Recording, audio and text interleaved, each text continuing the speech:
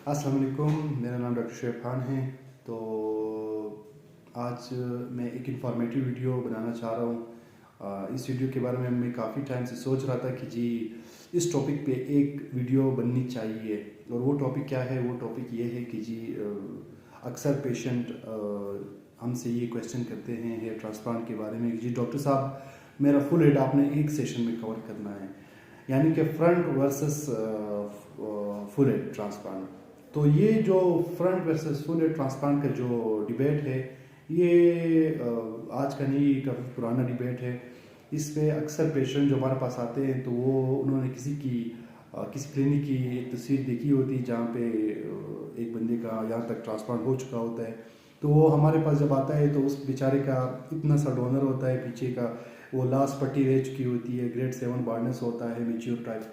तो वो हमारे पास जब आता है तो वो हमसे वही डिमांड करते हैं कि जी डॉक्टर साहब फलाना क्लिनिक ने जो है उसने फुल हेड कवर किया था एक पेशेंट का, तो आपने भी मेरा फुल हेड कवर करना है।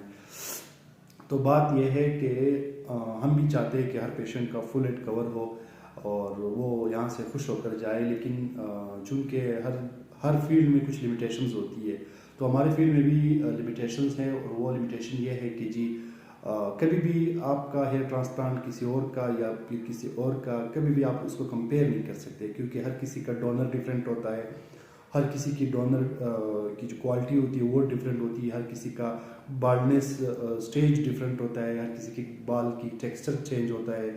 तो ये सारी चीज़ें जो होती है ये आपके रिजल्ट में आपके फुल और फ्रंट कवर करने में रोल प्ले करती हैं, ठीक है।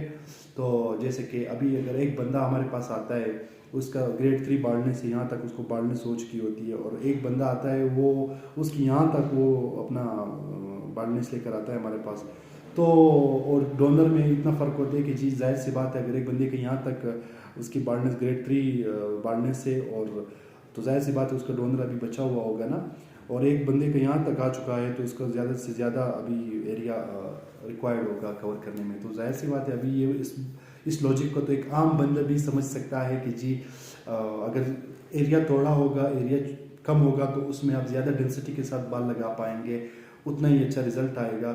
और अगर दूसरा बंदा आता है उसका सर का साइज़ भी माशाल्लाह से बड़ा होता है और उसका डोनर भी वीक होता है या फिर लिमिटेड होता है, ठीक है, तो उस हिसाब से हम उसको कवर नहीं कर पाएंगे। तो इसमें किसी भी डॉक्टर की कोई गलती नहीं होती, ना ये डॉक्टर पे डिपेंड करते कि जी आप फलाना के पास जाएंगे तो आपको फुल कवर करके देगा और आप इसके पास जाएंगे तो ये फुल कवर करके नहीं देगा।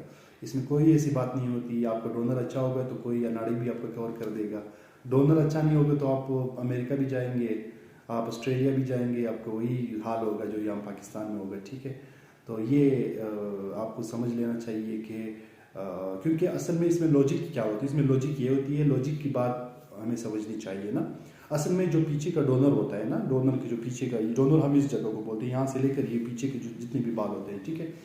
तो इसमें दो टाइप्स की बाल आते हैं, ठीक है। एक होता है सेफ डोनर एरिया, ठीक है, जो कि मैक्सिमम आपको अगर बहुत ही अच्छा डोनर होगा, बहुत ही उसके बाल अच्छे होंगे तो उससे मैक्सिमम आप 3500 से 4000 ग्राफ निकाल पाएंगे। सेफ डोनर की बात नहीं कर रहा हूँ। बाकी अगर आप और निकालेंगे अनसेफ डोनर से तो शायद 6-7 हज़ार तक आप निकाल लेंगे, या मैक्सिमम 7.5 तक निकाल लेंगे अगर बहुत ही अच्छा, बहुत ज़्यादा अच्छा डोनर होगा, ठीक है, जो कि किसी एक पेशेंट का होता है 1000 में से।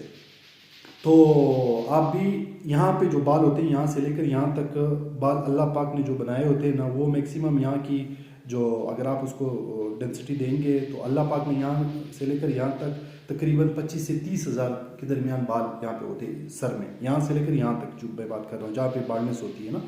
तो आप खुद सोचें अगर पीछे से एक 6 से 7 हज़ार बाल ही निकल सकते हैं जिसमें सेफ़ और अनसेफ दोनों होते हैं, और आप उसको 30 हज़ार एरिया को आप कवर करोगे तो किस तरह कवर करोगे? जाहिर सी बात है आपको कैमोफ्लेज करना पड़ेगा इसको। तो इसलिए हम बोलते हैं कि हेयर ट्रांसप्लांट एक कैमोफ्लेज सर्जरी है। इसमें कभी भी इस तरह नहीं हो सकता कि जी आप ग्रेड 6 बाल्डनेस में आते हैं और आपको 20 साल वाले बाल चाहिए, इस तरह कभी भी नहीं हो सकता, ना कोई आपको दे सकता है और ना ये मुमकिन है इस स्टेज पे, ठीक है।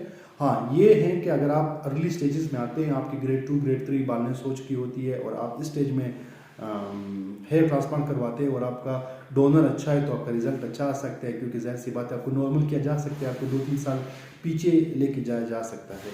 बट अगर आप लेटर स्टेजेस पे आते हैं, यहाँ तक आपकी बाल्डनेस हो चुकी होती है, डोनर आपका कमज़ोर होता है, बाल की टेक्सचर आपको ख़राब हुआ होता है, आपका डोनर में जो होता है आपकी थिनिंग हो चुकी होती है, तो फिर कैसे आप कवर करेंगे फुल हेड को? कैसे आप ये एक्सपेक्ट कर सकते हैं किसी भी से कि जी मेरा ये फुल कवर कर दे, मेरा हाफ कवर कर दे?